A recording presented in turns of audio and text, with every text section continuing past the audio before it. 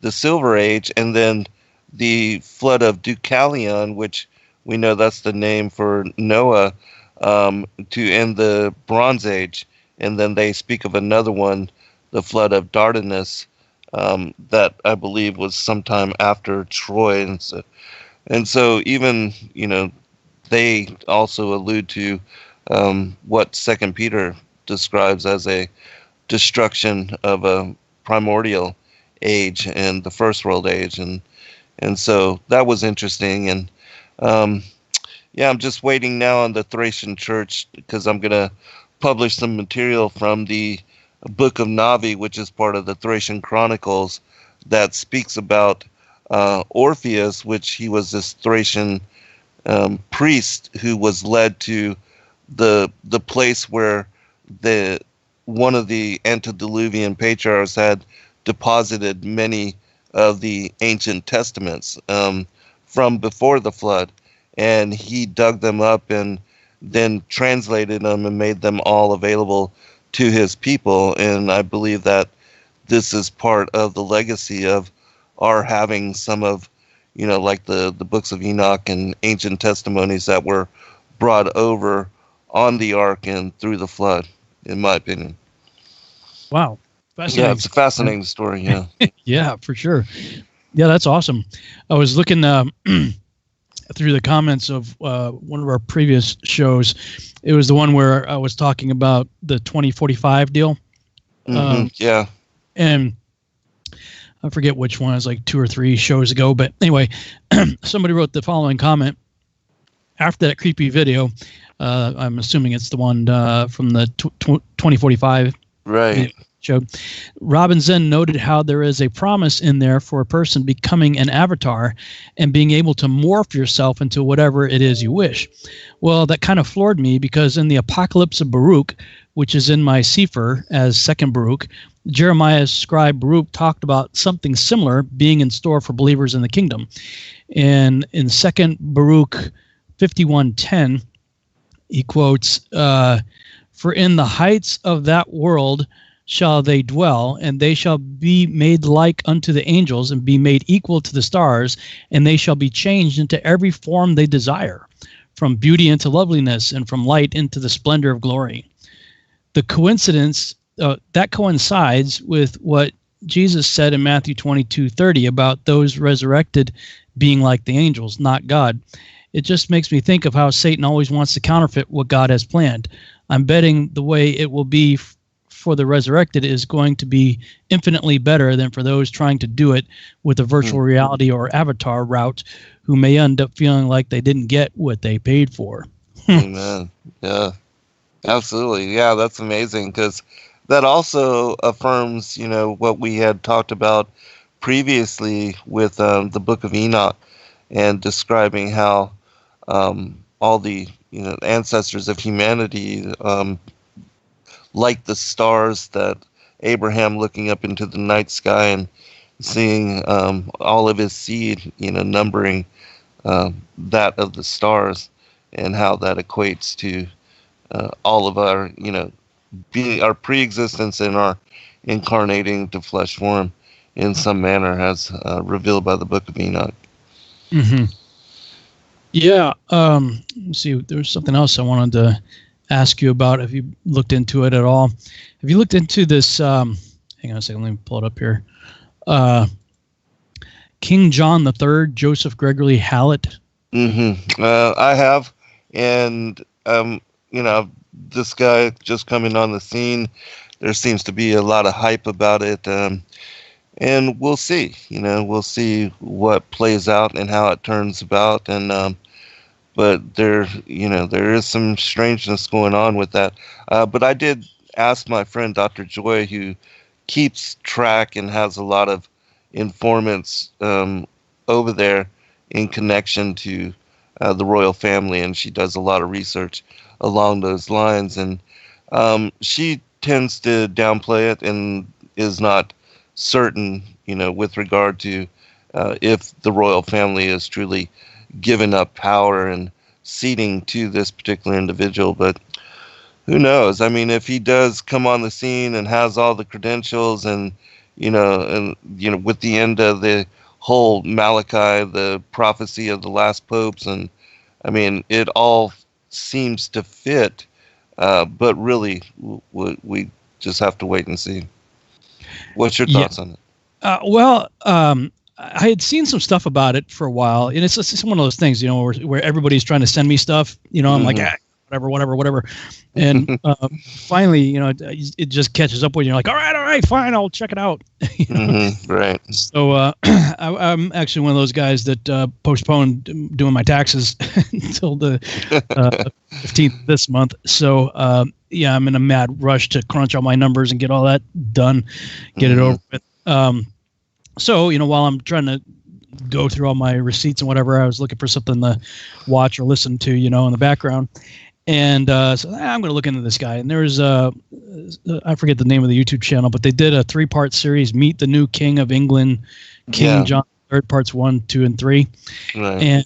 And in part 3 of that series, one of the guys that was on the sort of a panel discussion, he said, hey, let's do a documentary on it. And he released it just recently. It was called The Hidden King Documentary, Joseph Gregory Hallett Interview Part 1. And I'm like, I already thought we were living in a Twilight Zone episode. Right. Just how bizarre everything is right now taking place in the world. And this is just one more strange piece of the puzzle. On the one hand, the guy sounds like a total Fruit Loop. I mean, listen to this guy going, what in the world? I mean, he butchers all kinds of stuff in the Bible. He claims that he's the Messiah. And of course, his definition of Messiah and all that is really bizarre. And all the so-called confirmations that he claims to have had to prove it, that part's all really weird. And living in a cave supposedly carved out by a planet or some kind of crazy stuff. I mean, in his great-grandfather or somebody, great-great-grandfather is probably the first person to go to the moon, supposedly, for some kind of thing. And, while he's saying that, one of the other guys like, yeah, let's not talk about that right now. So I could tell even some of the people that were like on his side are like, okay, some of this stuff's, way out there. A little bizarre, yeah. But on the other side, and this is something I haven't been able to vet, but it's interesting to me, is supposedly President Trump, as well as Putin and several other world leaders, have recognized his claim to the throne.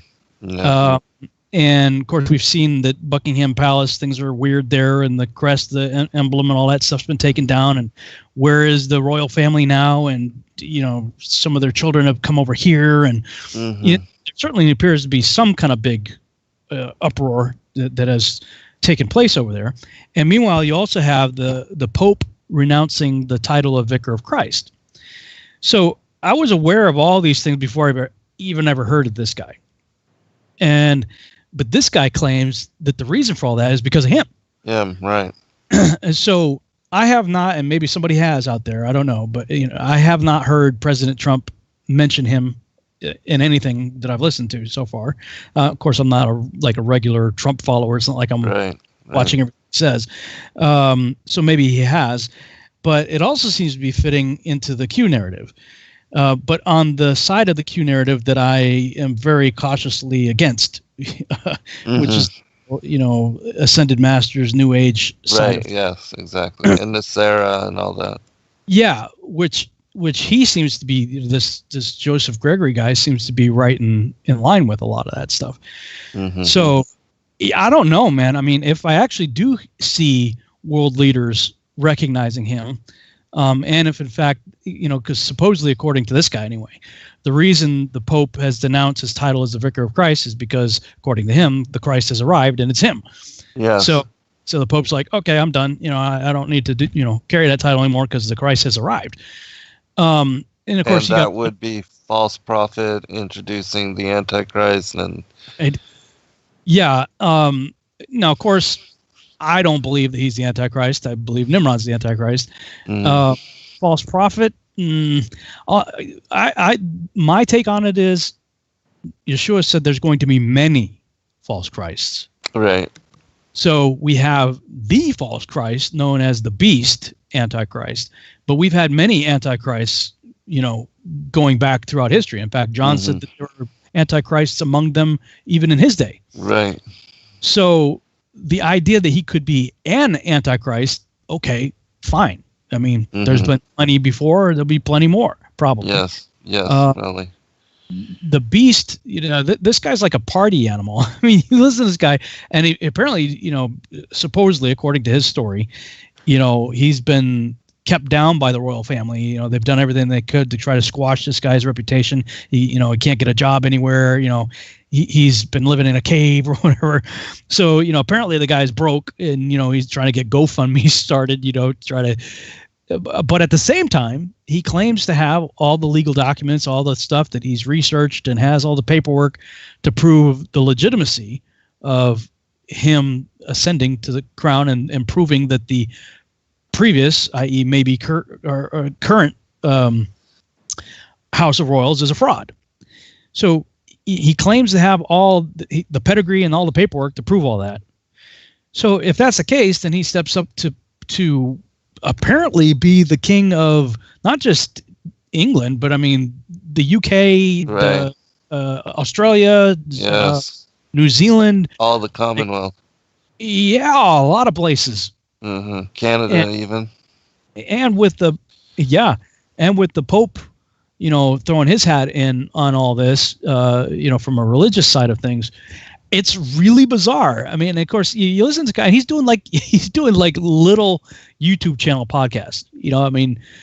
Some of the channels that I saw that he were on, don't have that many subscribers, and he's making the podcast round. And I will say, it's on par with a Coast to Coast AM type of guest, that you would expect Art Bell or George Norrie to interview. Right, yeah.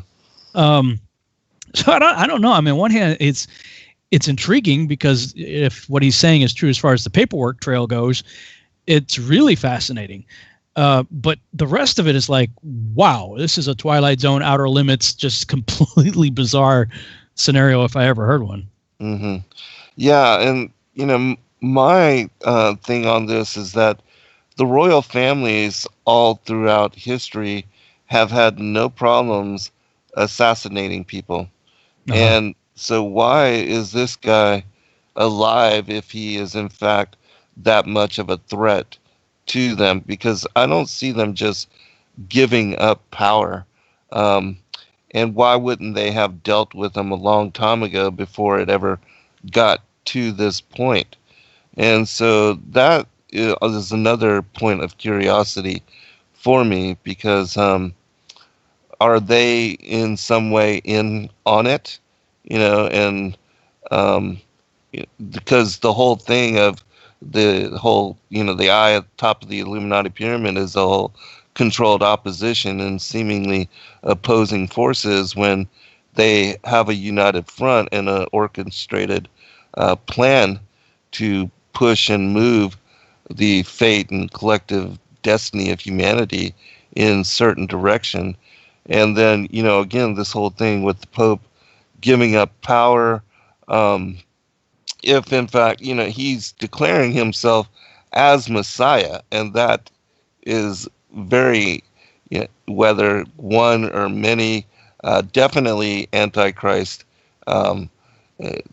as far as in behavior and declaration. And so who knows? But if it in fact is, and he does have these credentials, and then all of a sudden comes on the scene and starts to do weird wonders and heavenly signs, I mean, that's gonna really freak me out as far as the acceleration of the agenda of the end of days. And yeah, because then if all of a sudden he negotiates a peace treaty and then goes back on it in some manner, that would just be very, very strange.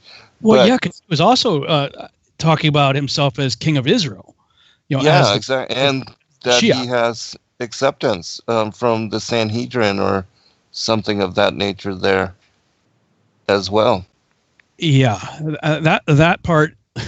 Well, again, I'm hearing him say a lot of this. I'm not actually hearing it from anybody else, any head of state. Yes. I have yet to hear, Putin or Trump or anybody in the Knesset or anywhere else Right. talk about it. For those who are interested in wondering what the heck we're talking about here, I created a playlist on my YouTube channel, so you could just go to my YouTube channel, click on playlists, and it's the King John the Third playlist. I got like 4 videos in there.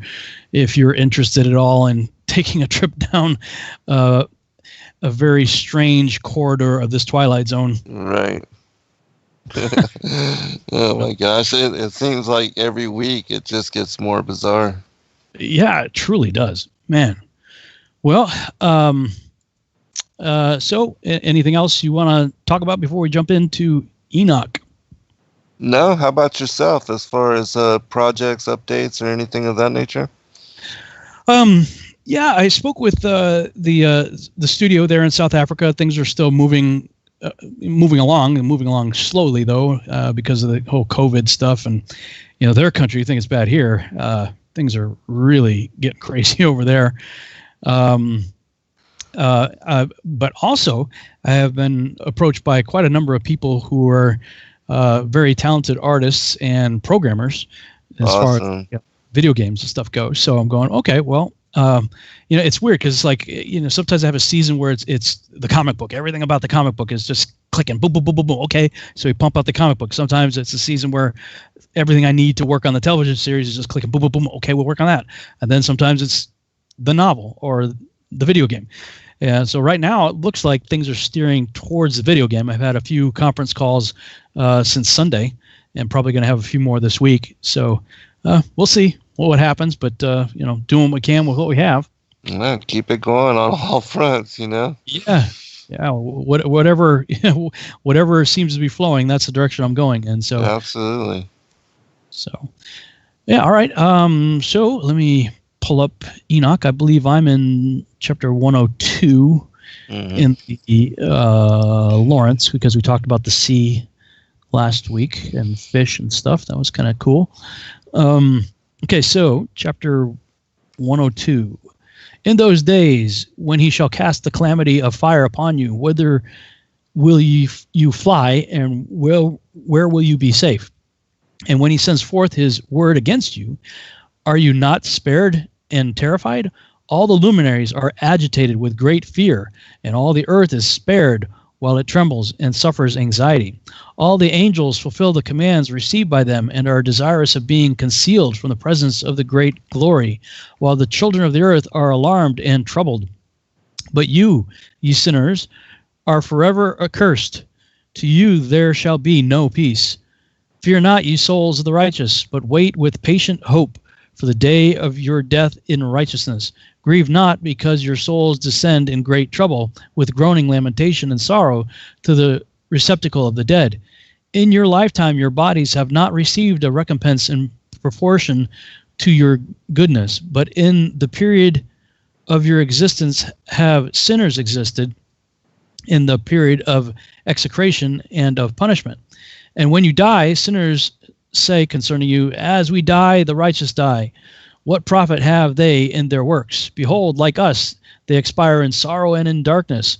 What advantage have they over us? Henceforward are we equal. What will be within their grasp, and what before their eyes forever? For behold, they are dead, and never will they again perceive the light. I say unto you, ye sinners, you have been satiated with meat and drink, with human plunder and rapine, with sin, with the acquisition of wealth, and with the sight of good days. Have you not marked the righteous, how their end is in peace? For no oppression is found in them, even to the day of their death. They perish and are as if they were not, while their souls descend in trouble to the receptacle of the dead. Okay. 102. I think it's 103 for you. Oh, no, it is 102. We're both. No, it okay. is 102, yeah. Yep, sorry. Yep. No, it's all good. In those days when he hath brought forth a grievous fire upon you, whither will ye flee, and where will ye find deliverance? And when he launches forth his word against you, will you not be affrighted and fear? And all the luminaries shall be affrighted with great fear, and all the earth shall be affrighted, and tremble and be alarmed, and all the angels shall execute their commands, and shall seek to hide themselves from the presence of the great glory. And the children of earth shall tremble, and ye sinners shall be cursed forever, and ye shall have no peace. Fear ye not, ye souls of the righteous, and be hopeful, ye that have died in righteousness. And grieve not if your soul into Sheol has descended in grief, and that in your life your body fared not according to your goodness. But wait for the day of the judgment of sinners, and for the day of cursing and chastisement. And yet, when ye die, the sinners speak over your, as we die, so die the righteous. And what benefit do they reap for their deeds? Behold, even as we, so do they die in grief and darkness. And what have they more than we? From henceforth we are equal. And what will they receive, and what will they see forever? Behold, they too have died, and henceforth forever shall they see no light. I tell you, ye sinners, ye are content to eat and drink and rob and sin and strip men naked and acquire wealth and see good days. Have ye seen the righteous how their end falls out, that no manner of violence is found in them till their death?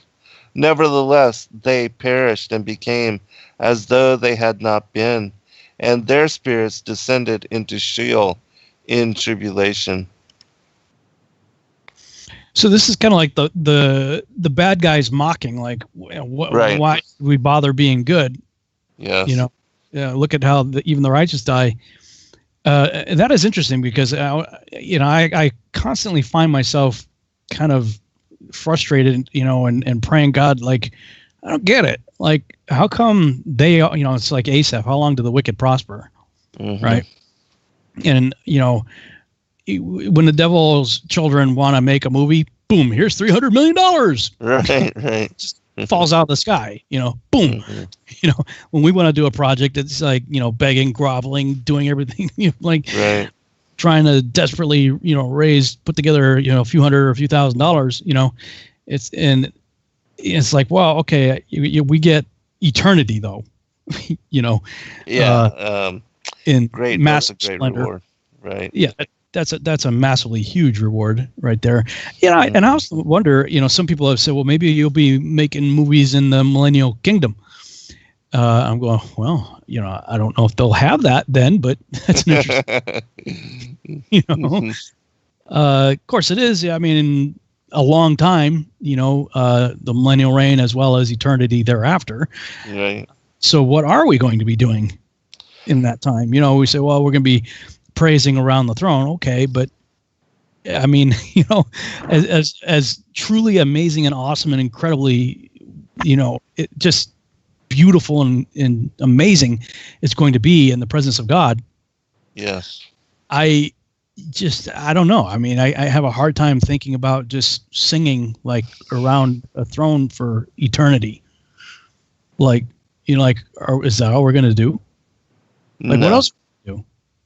I think that there will be every passion and every artistic endeavor, and that we will simply turn those kind of gifts and those kind of skill sets into something that will glorify the Most High and also reveal perhaps the truth of the story of humanity, our fall, even our pre-existence and our fall into flesh form and our redemption through our Savior and Messiah, and that understanding the esoteric aspects of all the things, even like now the prior times and the fall of the angels and their rebellion and revolt, and how that all plays into the prior times and the antediluvian age and all those things, that in some way there will be continuance with regard to I think dance and music and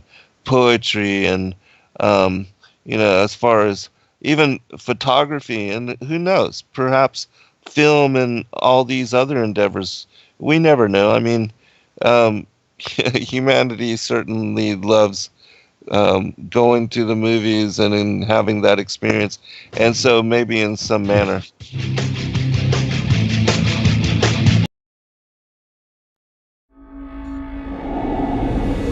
Many truth seekers are constantly studying alone. But there is a place where we can come together. The Digital Readers Club is our online ecclesia meant for those who've forsaken churchianity but still want the closeness of a family to study with. Join us every Saturday at 7 p.m. Eastern Time to put together the puzzle pieces of truth scattered throughout the ancient scriptures. Every day, questions arise. Are the stories in the Bible true? What if I told you that there are hundreds of confirming witnesses, which give intricate detail to the stories in the Bible? Have you ever found yourself deep in the rabbit hole with questions that no one seemed to have the answers to? Join us every other Friday at 9 p.m. Eastern Time for our Ask Me Anything series with author and researcher Zen Garcia.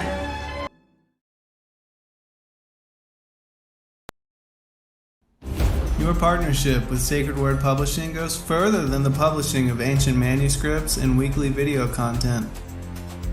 You also make a huge impact across the earth in orphanages in Myanmar, India, Uganda, and Kenya. Your support is crucial for the development of the ecclesia of real truth seekers. We thank you for joining us in hosting Secrets Revealed, Momentary Zen, the Digital Readers Club, Ask Me Anything series, and other shows that have helped lead so many to the truth of salvation. To become even more involved, please visit patreon.com/sacredwordpublishing, where you can partake in exclusive, interactive, patron-only content and help us continue shining the light of love in this darkened world. Sacred Word Revealed Comes to Atlanta, Georgia. On September 11th to the 13th, 2020. Purpose to reveal end-time mysteries. To prepare the final generation, We must don the full armor of God. Featuring Zen Garcia, Dr. Joy Pugh, Rob Skiba, Gary Wayne, Yana Ben Noon, Stephen Benoon, Dr. Stephen Pigeon, Justin Garcia, Laurel Austin, Nathan Reynolds. Buy your tickets now at sacredwordrevealed.com.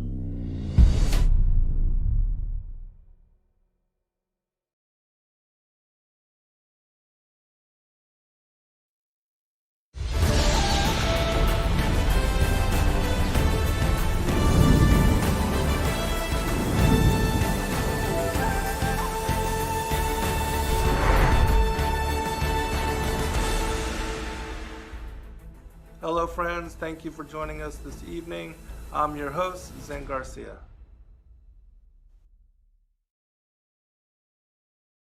And we're back on the Revolutionary Radio Project. I am your host, Rob Skiba, and right before the break, we're talking about what's it going to be like after we leave this place. Well, actually, we're not going to leave this place, Right. in the sense of leaving in death, but everything I see is it's coming back here. So heaven comes down to earth. People always say, well, when I get to heaven, I don't even know, like, we get into the question of soul sleep or different things, the first resurrection and how all that works. And that's the first resurrection is after the tribulation. So, I'm currently of the opinion that if I died right now, we are all going to arrive at the same time.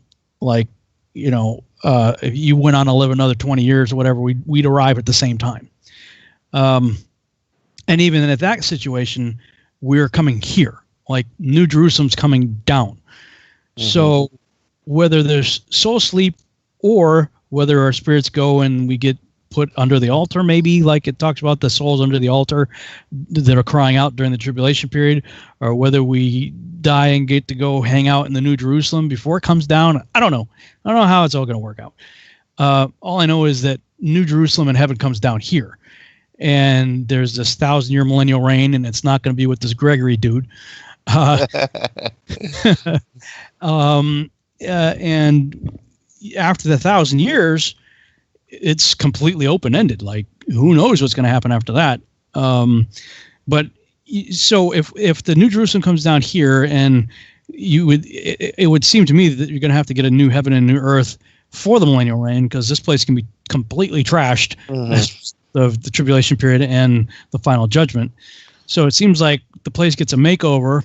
New Jerusalem comes down, whether you think it's a cube or a pyramid. Either one looks completely absurd on a spinning ball. Right. I'm of the opinion that it's a pyramid. Both the pyramid and the cube look perfectly fine on a flat surface. So if we imagine the sky dome opening up and that descending, then Yeshua takes up his place as the king of the earth in the New Jerusalem. But there's still the rest of the world. And so if the world gets a makeover, or do you think the whole world gets a makeover at the time, or do you think just the area around the New Jerusalem does? Do you think the entire circle of the earth gets a refit and the New Jerusalem is, just part of that? Or you think that the earth gets a refit just in the area of New Jerusalem and everything else is just burnt up and wiped out? No, I do believe that there will be a new heaven and a new earth, and that part of the destruction of the earth is the seals opening, the sun turning dark and the moon blood red and the stars come crashing to the earth. Because in the end time apocalypses in the Great Commission 3, there are several manuscripts like the Revelation of St. John the Theologian, the Sibylline Oracles, Book 2, the Apocalypse of Thomas, and others that speak about there being a new heaven and a new earth before Christ comes down, and we descend down with him out of the skies, and that everything is reset because the earth is becoming a new bride in reception of the bridegroom, and that she's made pure and virgin. And it also says that the earth will be smooth and there will be no more mountains. You know how it says in Isaiah that the crooked places will be made straight, the mountains will be brought low, the seas brought high.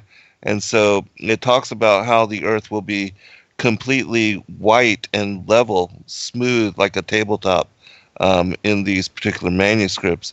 And that is when Christ comes again. And I believe that, the Levitical feast days, the 3 that remain, that he will, that the church will be raptured on the Feast of Trumpets, caught up into the air with him, the wrath of God poured out on to the earth, and everything destroyed, the new heavens, new earth. And then he comes down on the Day of Atonement to take the judgment seat. And then that's when the harvest occurs and the determination of who will be amongst the righteous and the wicked. And then those that are deserving and numbered with the elect will then enter in on Sukkot, when New Jerusalem descends out of the heavens on the Feast of Tabernacles, into New Jerusalem, the city of God, for the millennial reign. And so I think the 3 fall feasts will be fulfilled in that manner. So with all that set up here on Earth, that would be a real big reset. Because huge. Everything's. Absolutely. I'm kind of bummed out about the mountains deal, dude. Like, I really love mountains. I do too, and I'm not saying that there won't be mountains again, but according to what is written in the scriptures, it does say that, and this is how it was originally, according to some of the passage, that before there were mountains and before everything was smooth and flat and level. At one time, that the earth was a completely level plain, and then God shifted the terraform. And so I'm sure that he's going to restore the majesty in that way, because the mountains and the valleys and the way that everything unfolds, and how the rivers and the oceans and the lakes and everything plays into, and how the sun going over the topography of the earth creates the condensation and evaporation, the storm systems, even with what we were talking about with the electromagnetic aspect of it, and how the firmament, the salt water and the fresh water, the interaction, and how that is a filtration system. All of that is such a complex, intricate, and perfect system, that, because I do believe there's going to be another cycle of humanity, because in that same book you were reading, Second Baruch, it makes mention of how that women will give birth without pain and without sorrow during the millennial age. And so there seems to be some still aspect of humanity going on, and and I don't believe that will be us, because I think that we will be, God willing, that we will be restored to our glorified bodies and return to our former estate and our former bright nature. And maybe I speculate that those that may not have fully embraced and accepted Christ as Savior, that God, being long-suffering and sparing, that he gives them perhaps one more chance through the millennial age, and that there's another cycle of humanity, and it's these people that Satan comes forth to try to trick one more time. That's speculation, though. Well, yeah, I mean, I've struggled with it, because I believe that there will. First of all, I don't believe that there's a pre-trib rapture, as we've talked about. I don't believe there's a mid-rapture. I believe that there's a post-trib pre-wrath rapture. Yes. And I'm of the opinion that the wrath, as the scriptures say, are in the bowls, which are poured out in one day. Mm-hmm. So we would say the day before the end of the tribulation would be the rapture day, because the next day is the wrath poured out, and then it's game over. Right. But that being the case, okay, so there'll be people who are martyred, so check, and the ones who have their heads taken off, who are decapitated for the cause of Christ. It specifically says in was it Revelation 20 or 21? I always get them mixed up, but one of those chapters, that they are the ones that rule and reign with him for 1,000 years, the ones that are beheaded. So if you were raptured, then you're not beheaded. But in the rapture, so the ones that are beheaded, they're going to come and rule and reign, presumably in a glorified body, because they've gone on, through death. Then those who are alive and remain will be caught up together with him in the clouds. That's the harpazo. And as we're caught up, we're changed in the twinkling of the eye. So then we get changed too. Then everything gets wiped out with fire. I mean, that's the reason why he's got to lift us up. He's got to pull us out, wipe everything out with fire. So at that point, there's no survivors left on Earth, at least not the way I think of it. I mean, if the whole Earth's getting a fire purge, then there's nobody left. I mean, bad guys, good guys that weren't Christians, let's say, but were decent people, they're getting wiped out in that fire purge. So I'm having a hard time figuring out who's going to have children, because we are all at that point, we're changed. Right. But it does say, like in Isaiah 65 and 66, it's talking about if a person dies at 100, he's considered a child. So to your point, yes, there are people who are still having children in the millennial reign, and they're living for an extended period of time, and they're giving birth without pain. So I guess my question is, and I've had this question for a long time, I don't have the answer, is like, who's doing that? Because if we've been changed into, like the angels with their glorified bodies, who's left? Or is that the beginning of another reset with another group of humans being created again? Yeah, I don't know. Yeah, that's exactly my speculation as well. And I do believe, again, because the believers are given glorified bodies, and God willing, we will take part in judging the angels according to what the scriptures say. And so that to me symbolizes that we have taken on the roles which the angels, the fallen angels, had abandoned when they revolted, the first rebellion against God, and then the watchers who left their first estate as well. That we will assume their ordinances in heaven. But then there seems to be implied that there's going to be another cycle of humanity. And it's, my guess that if there is this other cycle of humanity, um, if they are not in their glorified embodiment like we, then they had to have fallen short in some aspect to where they didn't receive the full promise of the cross and salvation, in the manner that hopefully, God willing, that we do. And so that, in my opinion, it must imply in some manner that perhaps these are sinners, but not sinners to such degree that they are bound in the terror of Sheol and condemned with the fallen angels and the Illuminati and the kings and, the princess and the houses of royal that really pushed the Illuminati agenda and that slaughtered the innocents and started unjust wars and, killed their own people and believing in depopulation and all that and vaccinations and everything of that nature that were hardcore wicked. Are these just some of those that fell somewhat short, and that's why they are going now through human embodiment? I don't know, but that seems to be what is implied. So I just had another thought while you were talking. There was a series of blogs that I wrote back in, I want to say 2010, 2011, called The Rapture Riddle. And that came as a result of studying the parable of the 10 virgins. And I'm looking at that and going, wait, okay, virgin, that when you say the word virgin, it's somebody who's not defiled, who's pure. Mm-hmm. And they're looking for the bridegroom. Well, the only ones who are looking for the bridegroom are Christians.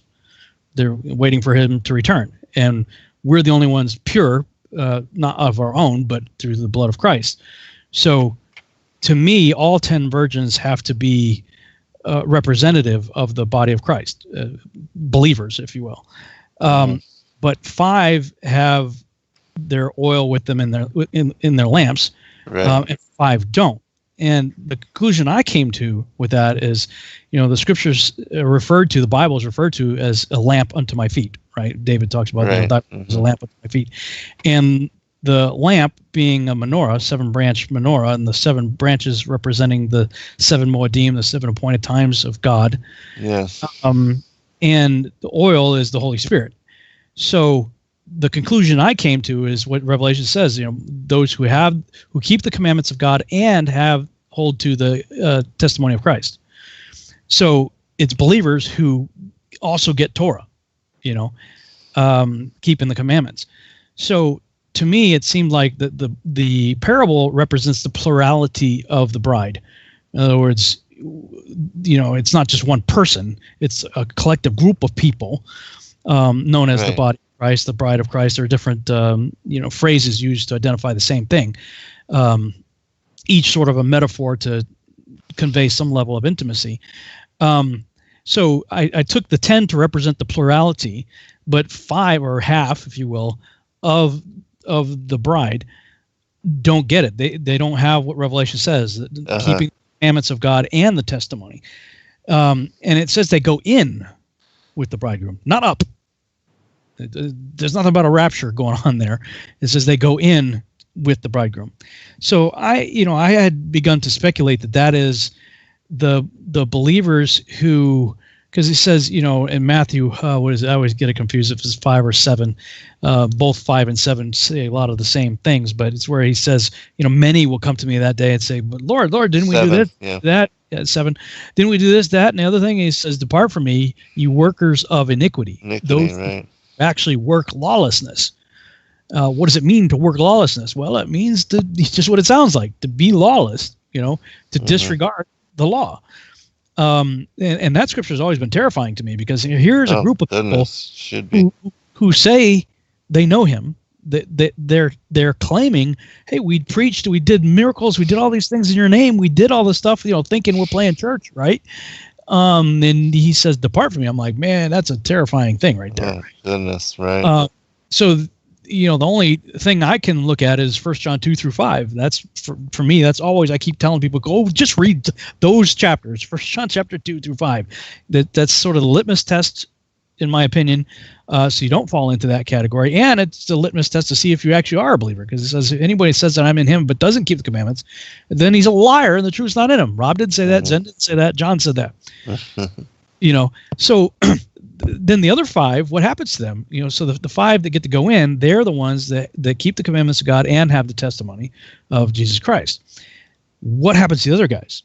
And so, I'm thinking in an Exodus type of scenario, greater Exodus type of thing, where we talked about it, I think, last week. The Israelites they experienced the first 3 of the 10 plagues, but they were protected in Goshen during the rest of it. And I just kind of envisioned them like in a protective bubble, because all around them there's chaos and pure hell in place, and yet they're saved. So I'm thinking, okay, but what if some of the Israelites, were wandering around outside of Goshen, let's say, what did they experience, and so, I don't know, because it seems like I had read somewhere, and I can't remember if it was pre-Exodus or post-Exodus, that sometime during, because, the house of Jacob came down while Joseph was the second in charge of Egypt, and they ruled and reigned for an extended period of time as regional governors, basically princes, the house of Jacob, and multiplied. People say the the Israelites were slaves in Egypt for 400 years. That's impossible. The numbers don't work out. It's 430 years from the giving of the covenant of Abraham to the giving of the covenant of Moses. So 430 years, that's your guardrails. And nobody's even in Egypt for 215 years from the time Abraham got his covenant to when Joseph got sold into slavery. And then, he's there, the whole Potiphar's wife and all that stuff, and he comes out, and then he becomes second in charge. And then the house of Jacob comes down, and for an extended period of time, they're all ruling and reigning, living high life there in Egypt, until a Pharaoh arises that didn't remember Joseph. So the most you can get for the Israelites in slavery is 80 to 100 years max. That's the most they could possibly be enslaved. And from what I understand, there was some Israelites that, before the time of the slavery, or even as the slavery was starting, they said, nah, I'm out of here. There was nothing keeping them in Egypt for that time period after the famine, had subsided. So many of them took off to various regions in the world. And so they didn't experience the plagues at all because they weren't there. They weren't.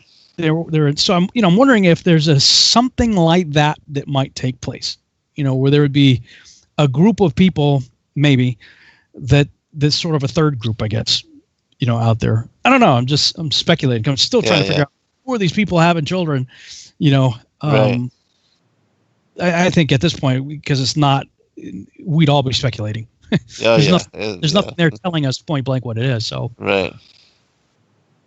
Yeah, I fully agree. And but again, I have to believe that, and the thing with the 2 separate, as far as the wise and the foolish versions, if they are still included, even though they didn't have everything prepared, it would make sense to me as far as this group of the next cycle of humanity being representative of that, those that weren't fully prepared, and that somewhat, they knew about it and they listened partially, but not fully, then they weren't convicted like those that were truly awaiting for the bridegroom.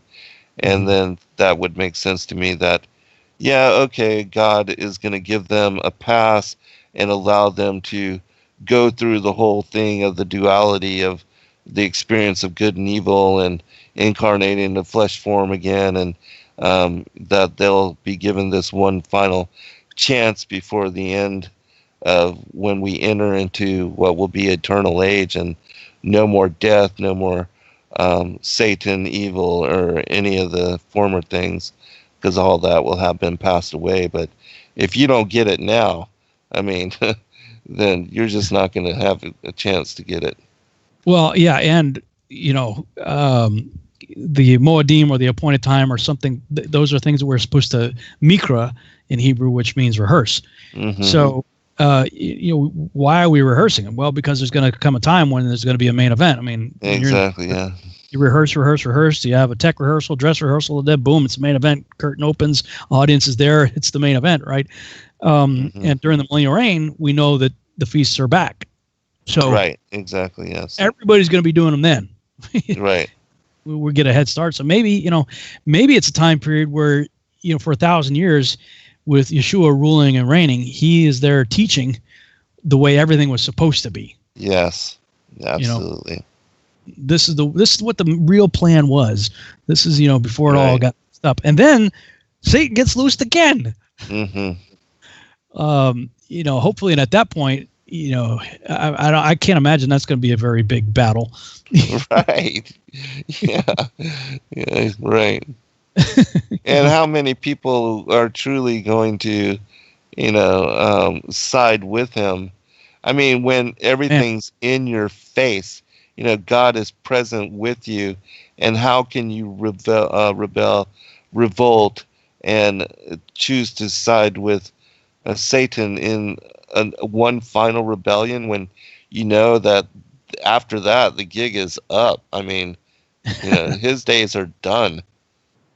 Yeah, well, I mean, we say that, but look at what the Israelites saw coming out of Egypt. First of all, they saw what happened with the plagues. Right. They saw the fiery pillar. They saw the ocean up. They walked through the and how long did it take for them to be like, exactly, right. God's, or, we get this pillar of fire in the middle of our camp, lighting it up at night, right? Right. And the pillar of smoke, and then when the thing decided to move, they'd pick up their camp and move and follow it. And yet you still had people. Still had people were there. Oh, man. Yeah. But, wow. You're right. You're absolutely right.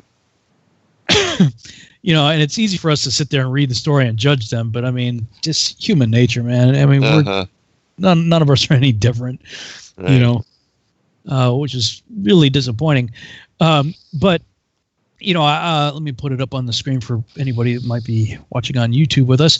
If you go to my Testing the Globe website, testingtheglobe.com, and in the More Resources tab, click on Enoch's Dome World. Takes you to the page that talks about the cosmology, and that's when I started to depict what I think I see in my mind's eye when I'm reading the text, what's there. And essentially you got this box, and at the top of the box is the kind of circling around the top of the firmament is a golden floor, and that's where I envision the throne of God is. Yahuwah's throne is sitting right on top of that, and so this is like a tile in the floor. Is this box that we're in, and I began to wonder and speculate, well, how big is heaven and how many boxes are in the throne room? Could there be other boxes with other worlds there? And would we get to check those out? I don't know, because before, when I used to believe in the Copernican model, right. I didn't believe like the Mormons did that we're going to be gods of our own planets or anything like that. But I like to imagine that we're going to be able to explore the vast universe like Star Trek, and see what else is out there. So I've just basically transposed that idea onto the terrarium idea and wondered if there's any other terrariums we might get to check out. Again, pure speculation, no way to prove it.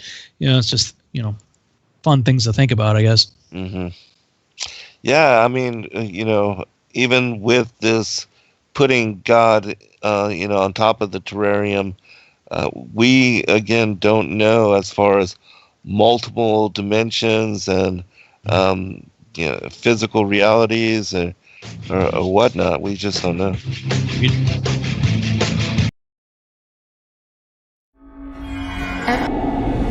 Many truth seekers are constantly studying alone.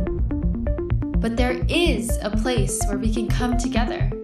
The Digital Readers Club is our online ecclesia meant for those who've forsaken churchianity but still want the closeness of a family to study with. Join us every Saturday at 7 p.m. Eastern Time to put together the puzzle pieces of truth scattered throughout the ancient scriptures. Every day, questions arise. Are the stories in the Bible true? What if I told you that there are hundreds of confirming witnesses, which give intricate detail to the stories in the Bible? Have you ever found yourself deep in the rabbit hole with questions that no one seemed to have the answers to?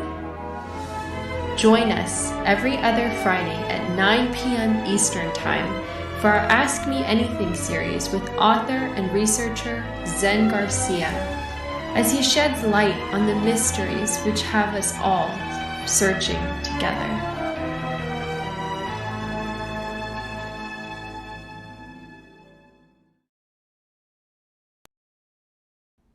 Your partnership with Sacred Word Publishing goes further than the publishing of ancient manuscripts and weekly video content.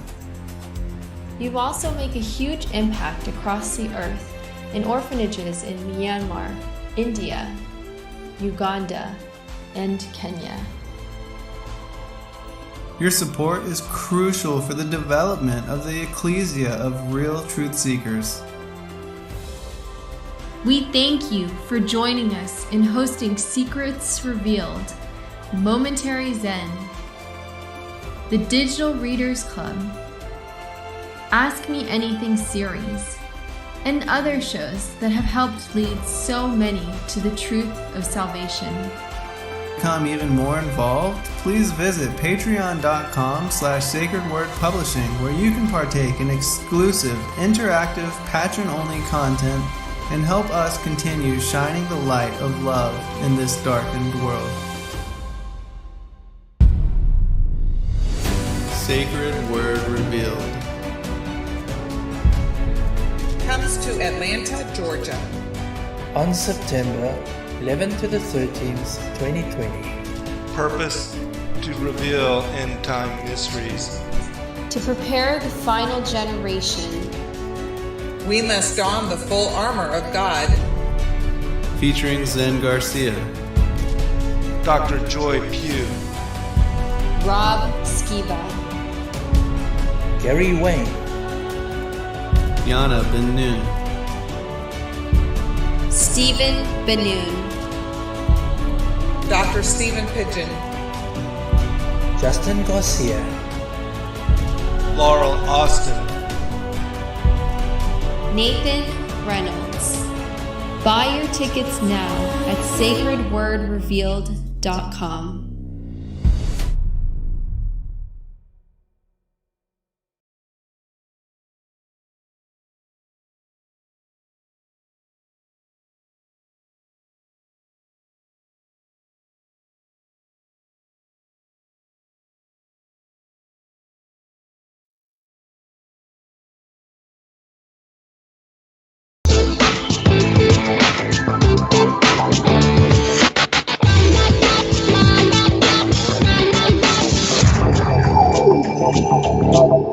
And we're back on the Revolutionary second hour of the broadcast, talking with my guest, Zen Garcia. And right before the break, we're talking about what's it going to be like, you know, when it's all said and done, when it's all over and we get a reset. During the break, I looked up a scripture that might just help us out a little bit here. And that is 1 Corinthians 2:9. It says, "But as it is written, eye hath not seen, nor ear heard, neither have entered into the heart of man the things which God hath prepared for them that love him." Well, you know, basically, you don't know, but it's going to be awesome. Right, absolutely. You know, It's actually just that caught my eye right there too, though. But as it is written, do you know where that's written? Where the cross reference for that would be? No, not right offhand. I'll have to look that up. See if there's a maybe on Bible Hut. Yeah, maybe that's a good thing to look into. Yeah. Well, in the meantime, we can jump back in, and we only got a few more chapters here. Maybe we can make a mad push to get finish Enoch here. Let's see. Okay, they're pretty short chapters too. So for me, it's 103. I think there's 108 chapters or something like that. I think total. But now I swear to you, ye righteous, by the greatness of his splendor and his glory, by his illustrious kingdom and by his majesty, to you I swear that I comprehend this mystery, that I have read the tablet of heaven, have seen the writings of the holy ones, and have discovered what is written and impressed on it concerning you. I have seen that all goodness, joy, and glory has been prepared for you, and been written down for the spirits of them who die eminently righteous and good. To you it shall be given in return for your troubles, and your portion of happiness shall far exceed the portion of the living. The spirits of you who die in righteousness shall exist and rejoice. Their spirits shall exult, and their remembrance shall be before the face of the Mighty One from generation to generation. Nor shall they now fear disgrace. Woe to you, sinners, when you die in your sins, and they who are like you say respecting you, blessed are these sinners. They have lived out their whole period, and now they die in happiness and in wealth. Distress and slaughter they knew not while alive, in honor they die, nor ever in their lifetime did judgment overtake them. But has it not been shown to them that when to the receptacle of the dead their souls shall be made to descend, their evil deeds shall become their greatest torment? Into darkness, into the snare, and into the flame which shall burn to the great judgment shall their spirits enter, and the great judgment shall take effect forever and forever. Woe to you, for to you there shall be no peace. Neither can you say to the righteous and to the good who are alive, in the days of our trouble have we been afflicted. Every species of trouble have we seen, and many evil things have suffered. Our spirits have been consumed, lessened, and diminished. We have perished, nor has there been a possibility of help for us in word or in deed. We have found none, but have been tormented and destroyed. We have not expected to live day after day. We hope indeed to have been the head, but we have become the tail. We have been afflicted when we have exerted ourselves, but we have been devoured by sinners and the ungodly. Their yoke has been heavy upon us. Those have exercised dominion over us who detest and who goad us, and to those who hate us have humbled our neck, but they have shown no compassion towards us. We have been desirous of escaping from them, that we might fly away and be at rest, but we have found no place to which we could fly and be secure from them. We have sought an asylum with princes in our distress, and have cried out to those who have devoured us, but our cry has not been regarded, nor have they been disposed to hear our voice, but rather to assist those who plunder and devour us, those who diminish us and hide their oppression, who remove not their yoke from us, but devour, enervate, and slay us, who conceal our slaughter, nor remember that they lifted up their hands against us. Okay. 103. Now therefore I swear to you, the righteous, by the glory of the great and honored and mighty one, in dominion, and by his greatness I swear to you, I know a mystery, and have read the heavenly tablets, and have seen the holy books, and have found written therein and inscribed regarding them, that all goodness and joy and glory are prepared for them, and written down for the spirits of those who have died in righteousness. And that manifold good shall be given to you in recompense for your labors, and that your lot is abundantly beyond the lot of the living. And the spirits of you who have died in righteousness shall live and rejoice, and their spirits shall not perish, nor their memorial from before the face of the Great One, unto all the generations of the world. Wherefore no longer fear their contumely. Woe to you, ye sinners, when ye have died, if ye die in the wealth of your sins, and those who are like you say regarding you, Blessed are the sinners, they have seen all their days, and how they have died in prosperity and in wealth, and have not seen tribulation or murder in their life, and they have died in honor, and judgment has not been executed on them during their life. Know ye that their souls will be made to descend into Sheol, and they shall be wretched in their great tribulation, and into darkness and chains, and a burning flame, where there is grievous judgment, shall your spirits enter. And the great judgment shall be for all the generations of the world. Woe to you, for ye shall have no peace. Say not in regard to the righteous and good who are in life, in our troubled days we have toiled laboriously and experienced every trouble, and met with much evil, and been consumed, and have become few, and our spirits small. And we have been destroyed, and have not found any to help us, even with a word. We have been tortured and destroyed, and not hoped to see life from day to day. We hope to be the head, and have become the tail. We have toiled laboriously, and had no satisfaction in our toil, and we have become the food of the sinners and the unrighteous, and they have laid their yoke heavily upon us. They have had dominion over us that hated us and smote us, and to those that hated us we have bowed our necks, but they pitied us not. We desired to get away from them that we might escape and be at rest, but found no place whereunto we should flee and be safe from them.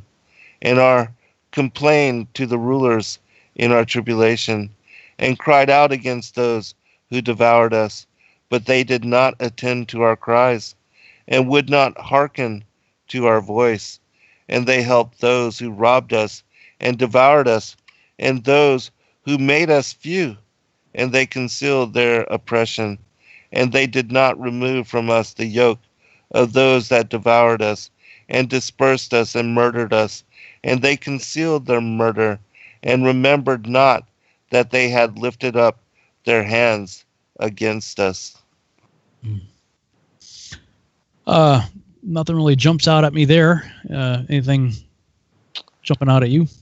I would just say for individuals that are not familiar with the apocryphal text, that the Wisdom of Solomon, chapter 2 and 3, go into, in similarity, what this is being spoken about here in Enoch, with the oppression of the wicked, and how there was no justice during the lifetime, but that judgment is reserved for them at the end of days when Christ comes in second advent and then takes the judgment seat. And so these chapters are parallel with those, and so just extra reading for those that are interested.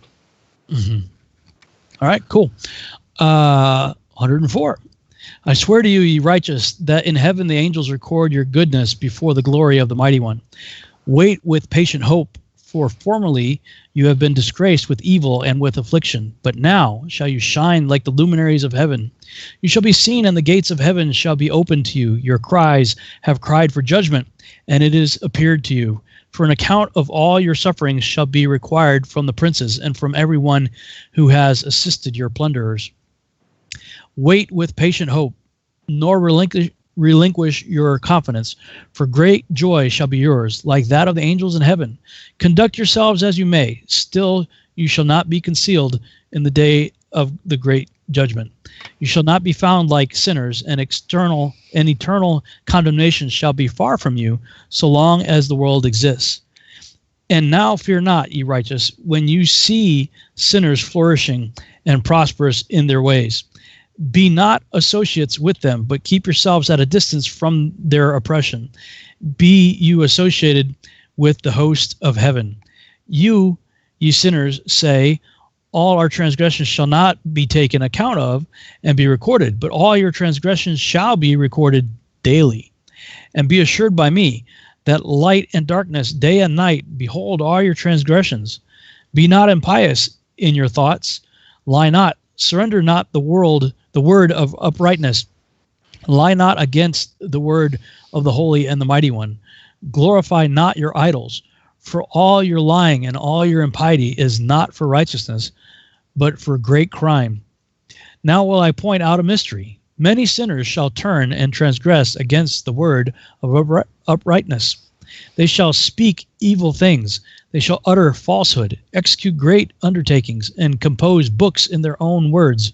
But when they shall write all my words correctly in their own languages, they shall neither change or diminish them, but shall write them all correctly, all which from the first I have uttered concerning them.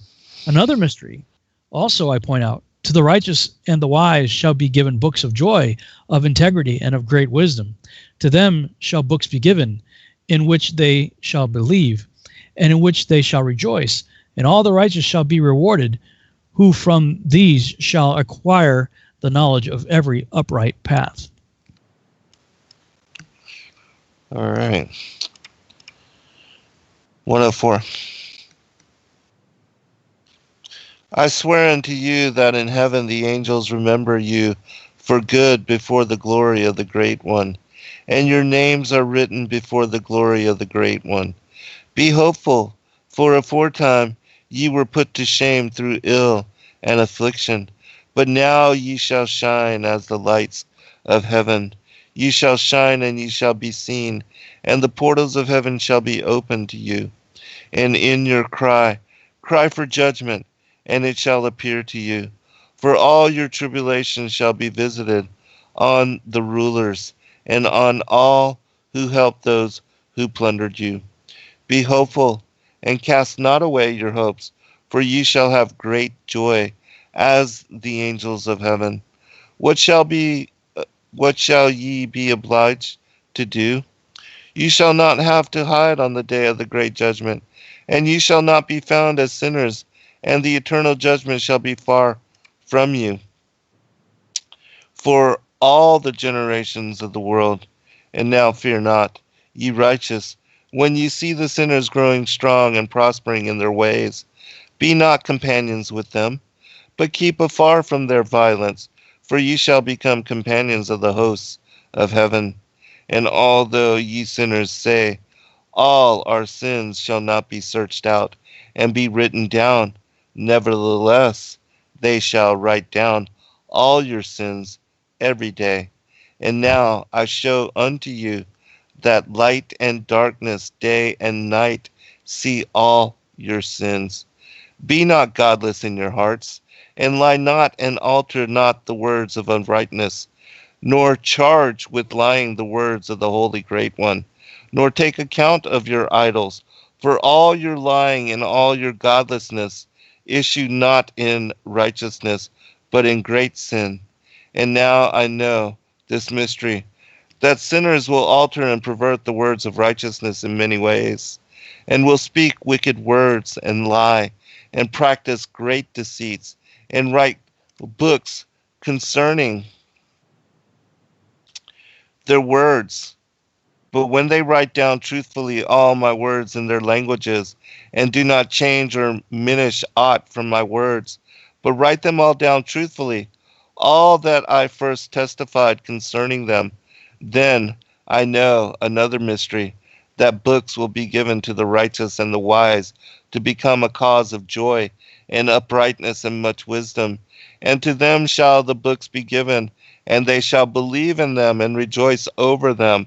And then shall all the righteous who have learnt therefrom all the paths of uprightness be recompensed. It's kind of like it. These chapters are answering the lament that I've been talking about. Right. Exactly. It's like, okay, God, cool. That's cool. Yes. Encouragement. Yeah.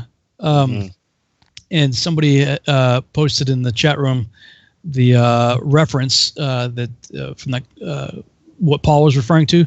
It's apparently in Isaiah. Let me see if I can pull that up here. Isaiah 64:4. For since the beginning of the world, men have not heard, nor perceived by the ear, neither hath the eye seen, O God, beside thee, what he hath prepared for him that waiteth for him. So that appears to be what Paul was referring to, I guess, when he said, awesome. As it is written. Good job in the chat room. Appreciate that. Yes, we appreciate it all. I would also say that the 6th chapter of the 2nd book of Esdras, I believe it's verses 1 through 6, fits along with the as far as what was just read and what Paul was alluding to previously. What's that reference? Chapter 6 of 2nd Esdras, verses 1 through 6, I believe. Nice. Okay. Let's see here. We got 9 minutes. We can keep going here. Yeah, it's short. 5. The next, maybe get through 2 of them. Might be able to get through. That's kind of long. Let me see here. The next chapter is short, but the one after that's a bit longer. Okay. Switch that. Okay. Chapter 104 in the Lawrence translation. In those days, saith the Lord, they shall call to the children of the earth and make them listen to their wisdom. Show them that you are their leaders, and that remuneration shall take place over the whole earth. For I and my son will forever hold communion with them in the paths of uprightness while they are still alive. Peace shall be yours. Rejoice, children of integrity, in the truth. I'm going to give it a shot here, 105. Right. After a time, my son Methuselah took a wife for his son Lamech. She became pregnant by him and brought forth a child, the flesh of which was as white as snow and red as a rose, the hair of whose head was white like wool and long, and whose eyes were beautiful. When he opened them, he illuminated all the house like the sun. The whole house abounded with light. And when he was taken from the hand of the midwife, opening also his mouth, he spoke to the Lord of righteousness. Then Lamech, his father, was afraid of him, and flying away came to his own father Methuselah, and said, I have begotten a son unlike to other children. He is not human, but resembling the offspring of the angels of heaven, is of a different nature from ours, being altogether unlike to us. His eyes are bright as the rays of the sun, his countenance glorious, and he looks not as if he belonged to me, but to the angels. I am afraid lest something miraculous should take place on earth in his days. And now, my father, let me entreat and request you to go to our progenitor Enoch and to learn from him the truth, for his residence is with the angels.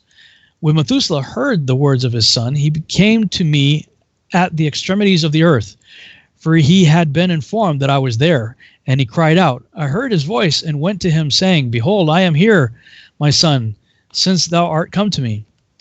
He answered and said, On account of a great event have I come to thee, and account of a sight difficult to be comprehended have I approached thee. And now, my father, hear me, for to my son Lamech a child has been born, who resembled not him, and whose nature is not like the nature of man. His color is whiter than snow, he is redder than the rose, the hair of his head is whiter than white wool. His eyes are like the rays of the sun, and when he opened them, he illuminated the whole house. When also he was taken from the hand of the midwife, he opened his mouth and blessed the Lord of heaven. His father Lamech feared and fled to me, believing not that the child belonged to him, but that he resembled the angels of heaven. And behold, I am come to thee, that thou mightest point out to me the truth. Then I, Enoch, answered and said, The Lord will effect a new thing upon the earth. This have I explained and have seen in a vision. I have shown thee that in the generations of Jared my father, those who were from heaven disregarded the word of the Lord. Behold, they committed crimes, laid aside their class, and intermingled with women. With them also they transgressed, married with them, and begot children. A great destruction, therefore, shall come upon all the earth. A deluge, a great destruction shall take place in 1 year. This child, which is born to you, shall survive on the earth, and his 3 sons shall be saved with him. When all mankind who are on earth shall die, he shall be safe. And his posterity shall beget on the earth giants, not spiritual, but carnal. Upon the earth shall a great punishment be inflicted, and it shall be washed from all corruption. Now therefore inform thy son Lamech that he who is born in his child in truth is his child in truth, and he shall call his name Noah, for he shall be to you a survivor.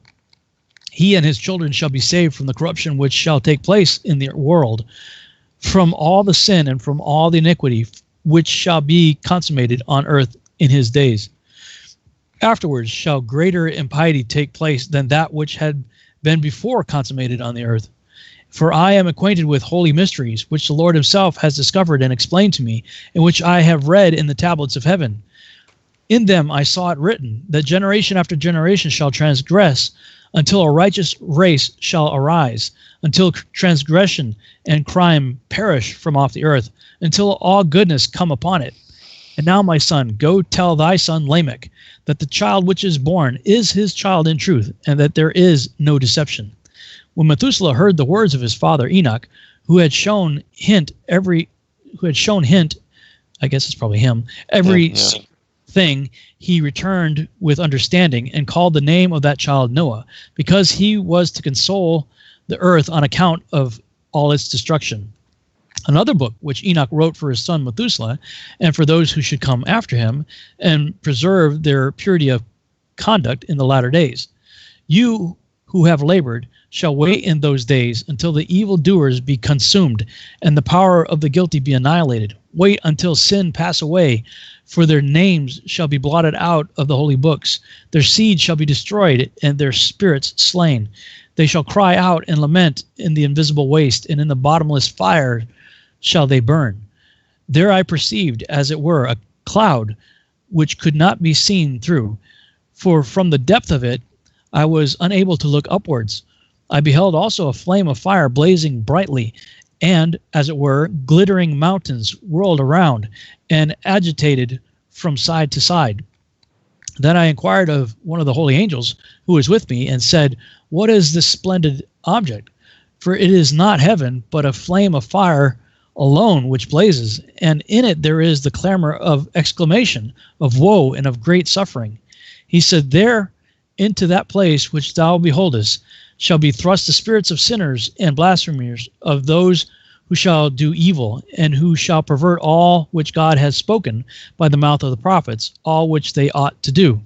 For respecting these things there shall be writings and impressions above in heaven, that the angels may read them, and know what shall happen both to sinners and to the spirits of the humble, to those who have suffered in their bodies, but have been rewarded by God, who have been injuriously treated by wicked men, who have loved God, who have been attached neither to gold nor silver, nor to any good thing in the world, but have given their bodies to torment. To those who from the period of their birth have not covetous of earthly riches, but have regarded themselves as a breath passing away. Such has been their conduct, and much has the Lord tried them, and their spirits have been found pure, that they might bless his name. All their blessings have I related in a book, and he has rewarded them, for they have been found to love heaven with an everlasting aspiration, God has said. While they have been trodden down by wicked men, they have heard from them revilings and blasphemies, and have been ignominiously, I don't know what that is, ignominiously, whatever, treated while they were blessing me. And now will I recall the spirits of the good from the generation of light, and will change those who have been born in darkness, who have not in their bodies been recompensed with glory, as their faith may have merited. I will bring them into the splendid light of those who love my holy name, and I will place each of them on a throne of glory, peculiarly his own, and they shall be at rest during unnumbered periods. For to the faithful shall he give faith in the habitations of righteousness. They shall see those who have been born in darkness unto darkness shall be cast, while the righteous shall be at rest. Sinners shall cry out, beholding them, while they exist in splendor and proceed forward in days prescribed to them.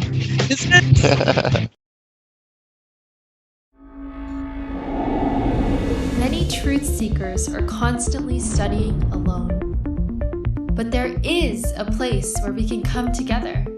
The Digital Readers Club is our online ecclesia meant for those who've forsaken churchianity but still want the closeness of a family to study with. Join us every Saturday at 7 p.m. Eastern Time to put together the puzzle pieces of truth scattered throughout the ancient scriptures. Every day, questions arise. Are the stories in the Bible true?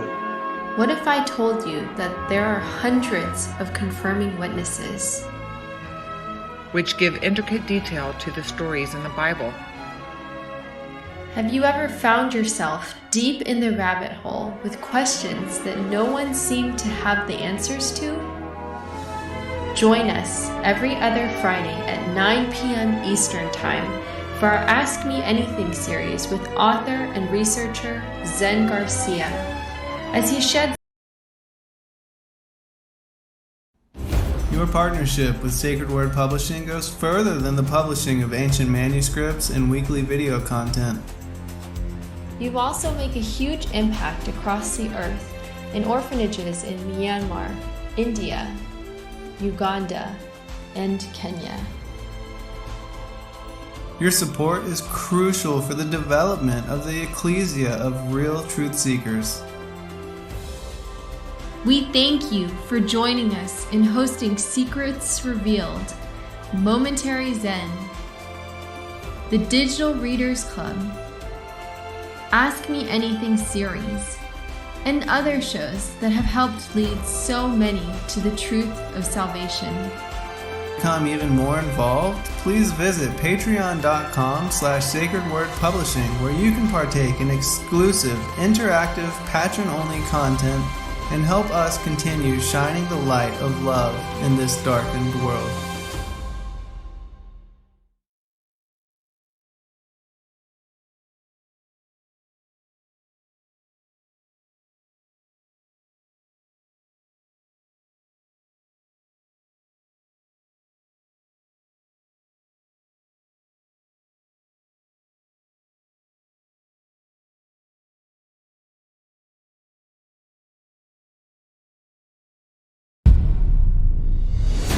Sacred Word Revealed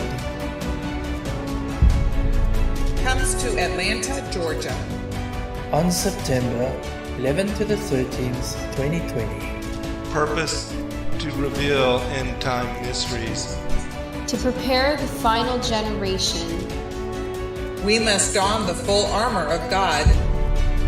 featuring Zen Garcia, Dr. Joy Pugh, Rob Skiba, Gary Wayne, Yana Ben Noon,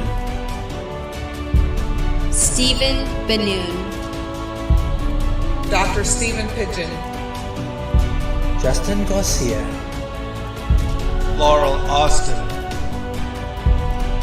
Nathan Reynolds. Buy your tickets now at sacredwordrevealed.com.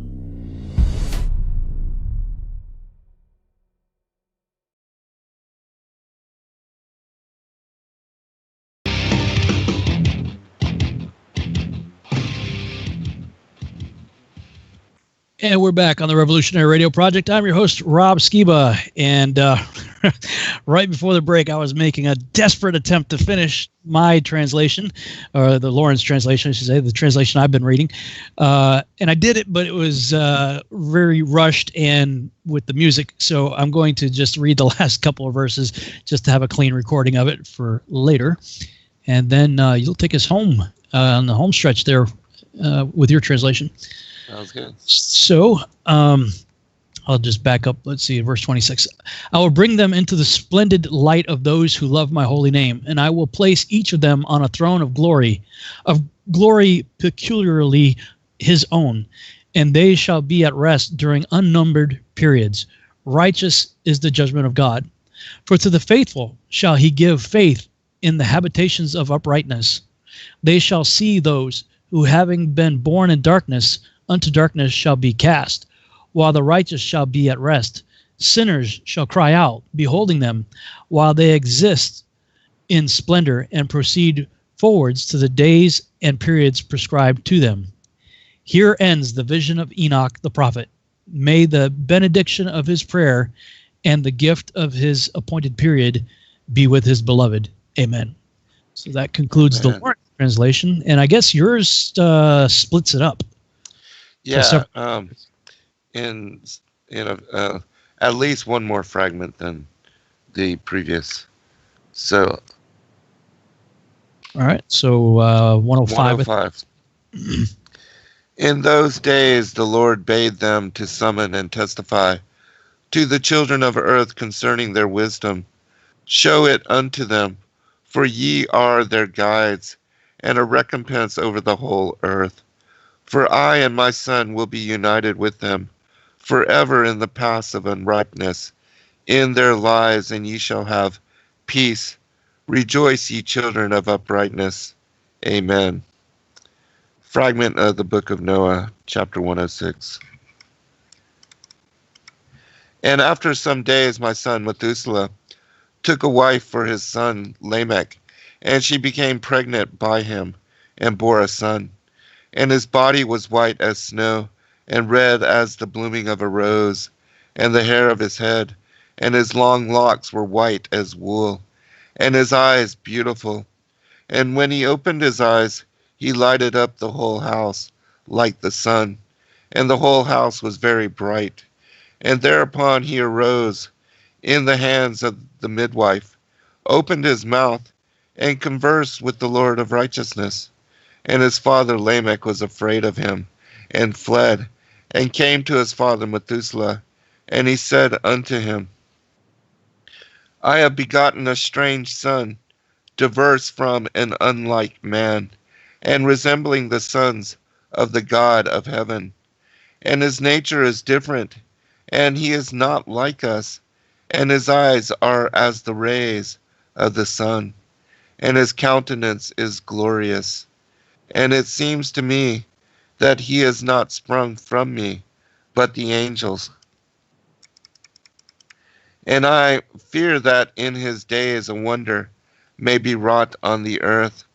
And now, my father, I am here to petition thee and implore thee that thou mayest go to Enoch our father, and learn from him the truth, for his dwelling place is amongst the angels. And when Methuselah heard the words of his son, he came to me to the ends of the earth, for he had heard that I was there. And he cried aloud, and I heard his voice. And I came to him, and I said unto him, Behold, here am I, my son. Wherefore hast thou come to me? And he answered and said, Because of a great cause of anxiety have I come to thee, and because of a disturbing vision have I approached. And now, my father, hear me unto Lamech my son. There hath been born a son, the like of whom there is none, and his nature is not like man's nature, and the color of his body is whiter than snow, and redder than the bloom of a rose, and the hair of his head is whiter than white wool, and his eyes are like the rays of the sun. And he opened his eyes, and thereupon lighted up the whole house. And he arose in the hands of the midwife, and opened his mouth, and blessed the Lord of heaven. And his father Lamech became afraid, and fled to me, and did not believe that he was sprung from him, but that he was in the likeness of the angels of heaven. And behold, I have come to thee, that thou mayest make known to me the truth. And I, Enoch, answered and said unto him, The Lord will do a new thing on the earth, and this I have already seen in a vision. And make known to thee that in the generation of my father Yared, some of the angels of heaven transgressed the word of the Lord. And behold, they commit sin and transgress the law, and have united themselves with women, and commit sin with them, and have married some of them, and have begot children by them. And they shall produce on the earth giants, not according to the Spirit, but according to the flesh. And there shall be a great punishment on the earth, and the earth shall be cleansed from all impurity. Yea, there shall come a great destruction over the whole earth, and there shall be a deluge and a great destruction for 1 year. And this son who has been born unto you shall be left on the earth, and his 3 children shall be saved with him. When all mankind that are on the earth shall die, he and his sons shall be saved. And now make known to thy son Lamech that he who has been born is in truth his son, and call his name Noah, for he shall be left to you, and he and his sons shall be saved from the destruction, which shall come upon the earth on account of all the sin and all the unrighteousness, which shall be consummated on the earth in his days. And after that there shall be still more unrighteousness than that which was first consummated on the earth. For I know the mysteries of the holy ones, for he, the Lord, has showed me and informed me, and I have read them in the heavenly tablets. Chapter 107. And I saw written on them, the generation upon generation shall transgress, till a generation of righteousness arises, and transgression is destroyed, and sin passes away from the earth, and all manner of good comes upon it. And now, my son, go and make known to thy son Lamech that this son which has been born is in truth his son, and that this is no lie. And when Methuselah had heard the words of his father Enoch, for he had shown to him everything in secret, he returned and showed them to him, and called the name of that son Noah, for he will comfort the earth after all the destruction. Chapter 108. Another book which Enoch wrote for his son Methuselah, and for those who will come after him, and keep the law in the last days. Ye who have done good shall wait for those till an end is made of those who work evil, and an end of the might of the transgressors. And wait ye indeed till sin has passed away, for their names shall be blotted out of the book of life, and out of the holy books, and their seed shall be destroyed forever, and their spirits shall be slain, and they shall cry and make lamentation in a place that is chaotic, a chaotic wilderness, and in the fire shall they burn, for there is no earth there. And I saw there something like an invisible cloud, for by reason of its depth I could not look over. And I saw a flame of fire blazing brightly, and things like shining mountains, circling and sweeping to and fro. And I asked one of the holy angels who was with me, and said unto him, What is this shining thing?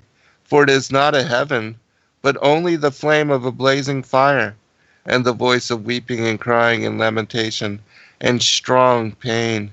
And he said unto me, This place which thou seest here are cast the spirits of sinners and blasphemers, and of those who work wickedness, and of those who pervert everything that the Lord hath spoken through the mouth of the prophets, even the things that shall be. For some of them are written and inscribed above in the heaven, in order that the angels may read them and know that which shall befall the sinners and the spirits of the humble,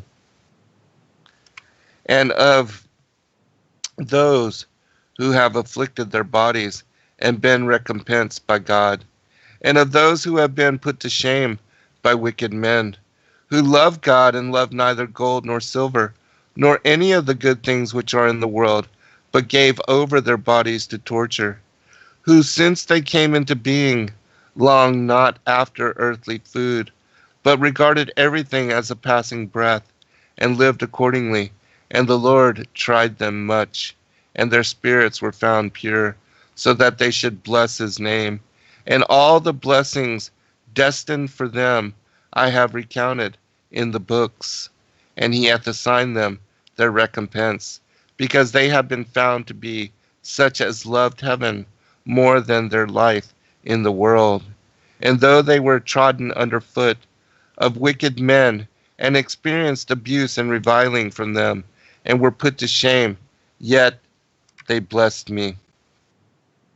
And now I will summon the spirits of the good, who belong to the generation of light, and I will transform those who were born in darkness, who in the flesh were not recompensed with such honor as their faithfulness deserved. And I will bring forth in shining light those who have loved my holy name, and I will seat each on the throne of his honor, and they shall be resplendent for times without number. For righteousness is the judgment of God. For to the faithful he will give faithfulness in the habitation of upright paths, and they shall see those who were born in darkness led into darkness, while the righteous shall be resplendent. And the sinners shall cry aloud, and see them resplendent, and they indeed will go where days and seasons are prescribed for them.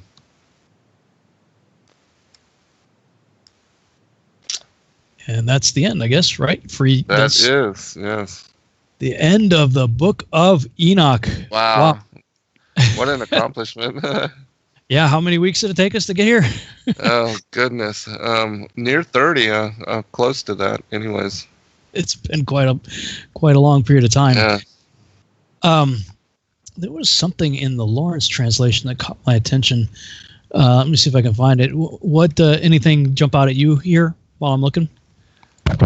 Yeah, I think the whole thing of the with regard to all those things that have been written into the books of life, and how the angels, because I read that passage last week about how the fallen angels tried to fly up to near the throne of the Most High so that they can hear what is being spoken by the holy angels and learn of the destinies of humanity and of the prophecies and of what is destined for humanity as well. And then, they wear themselves out and fall like flaming or falling stars to the earth. But here we see again confirmation, like the vision of Paul, that all things are recorded, that there's an account of everything that we do, even those things that the elite believe is done in darkness or in secret.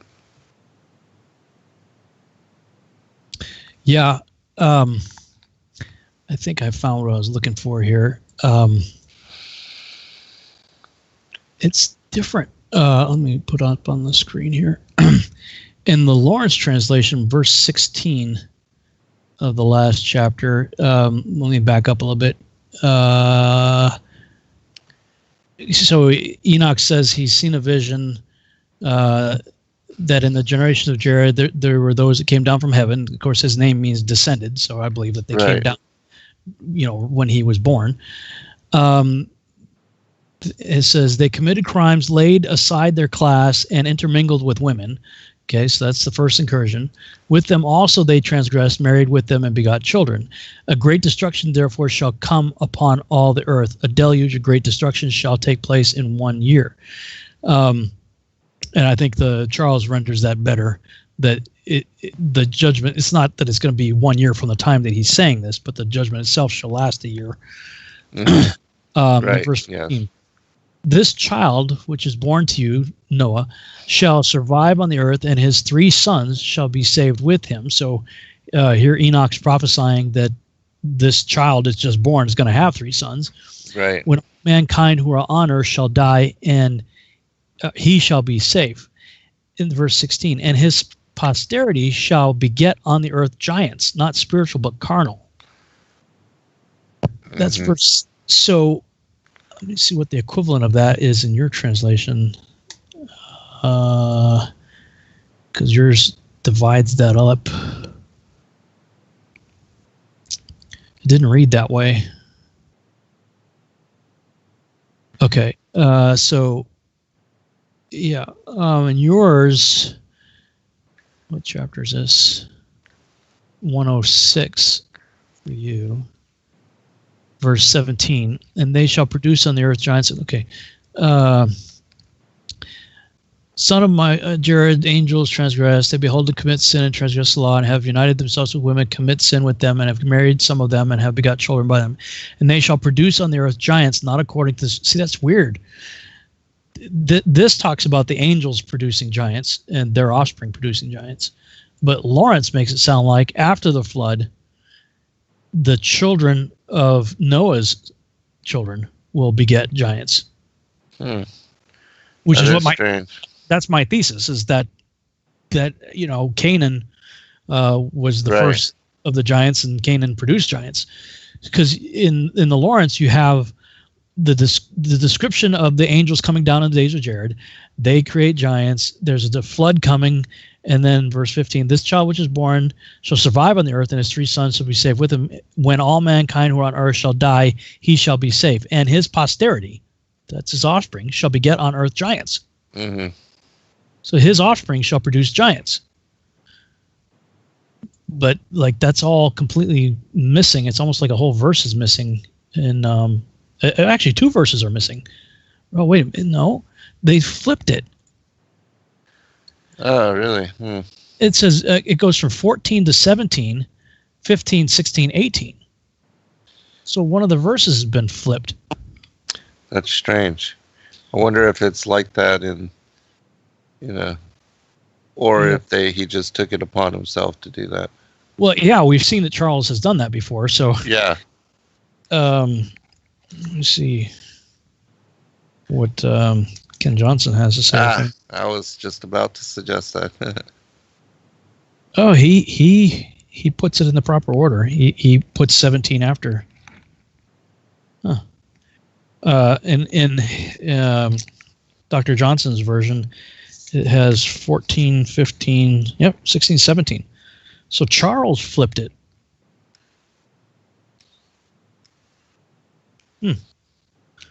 That's really interesting. I'm going to have to look deeper in that, because this could be my slam dunk for all the people I've had to fight with over this years. The Lawrence definitely gives me a really good translation here, but I'm going to have to try to check and see what anybody else has to say. This story, though, is interesting. Go ahead.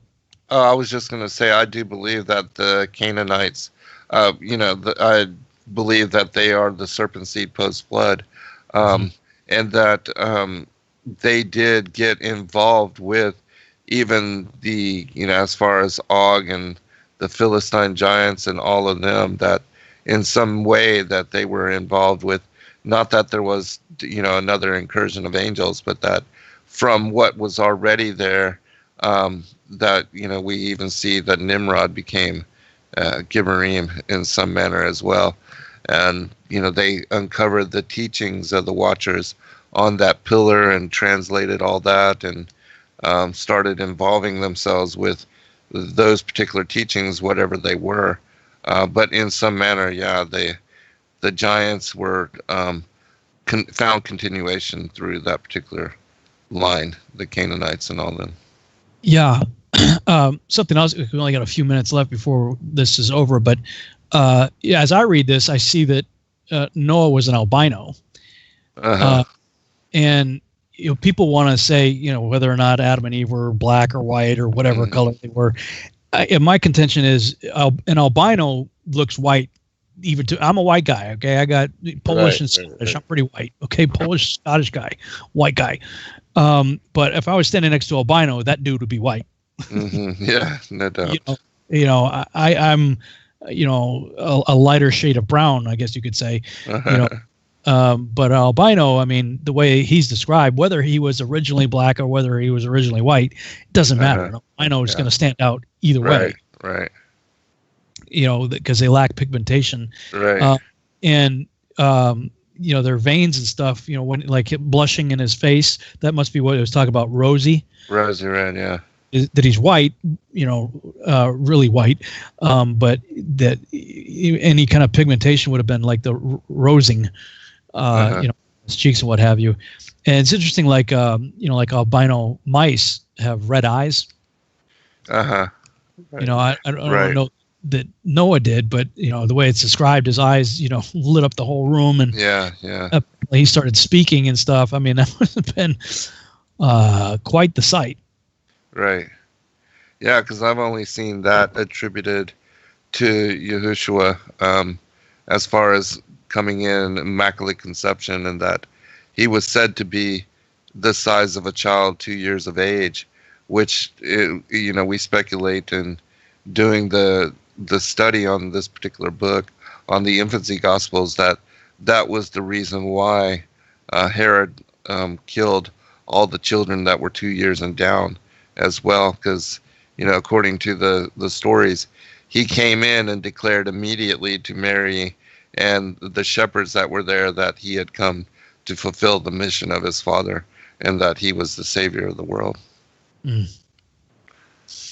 Yeah, it's given me lots of cool ideas when you and I sit down and start writing that. Right.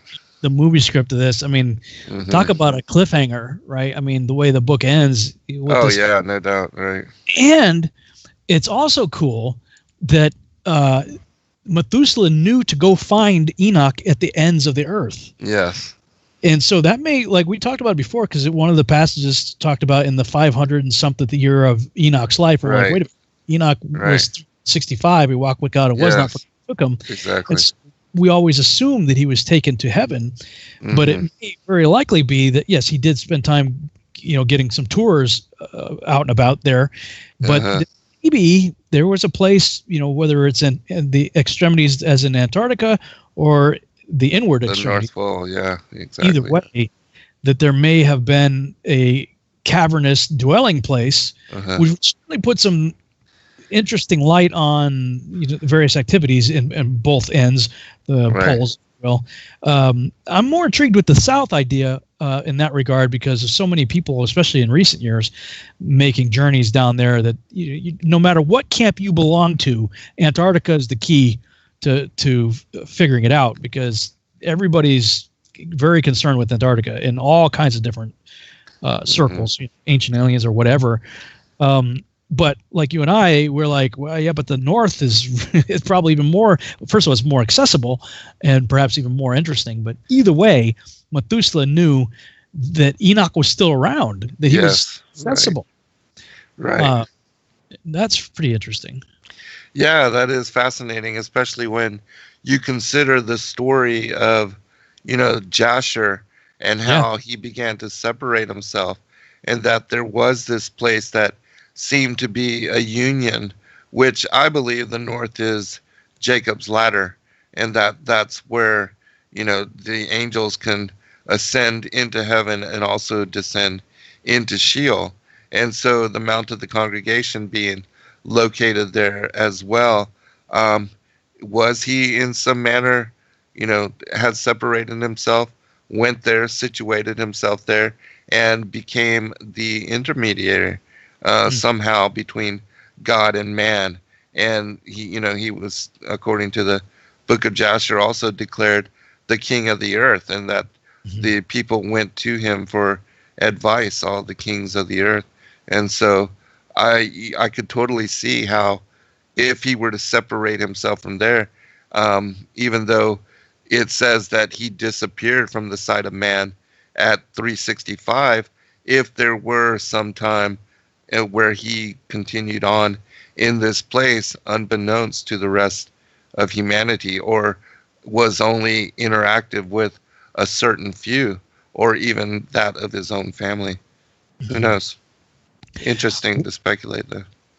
Lots of interesting speculation and really great source material to play with, both for the video game that I'm working on, as well as for Seed, the TV series, and this movie project that you and I are going to start collaborating on possibly in the near future. But that's all the time we have for this broadcast, man. We finished the Book of Enoch. Next week on your show, we'll jump back into Genesis, chapter 7, I think. get into the flood, and lots of cool stuff to talk about. We can bring in Josher and Yes. all kinds of other stuff. We're going to have a lot of fun going through the Book of Genesis, I think. Yeah, I agree.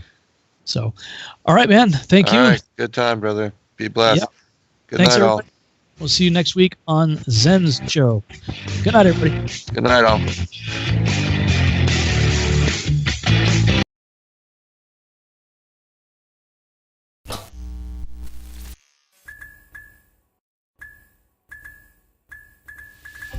Thank you, everybody, for joining us for this video and this broadcast. We appreciate all of you, and thank you for your patronage. Please do like and subscribe and share with your friends. God bless all of you in your seeking.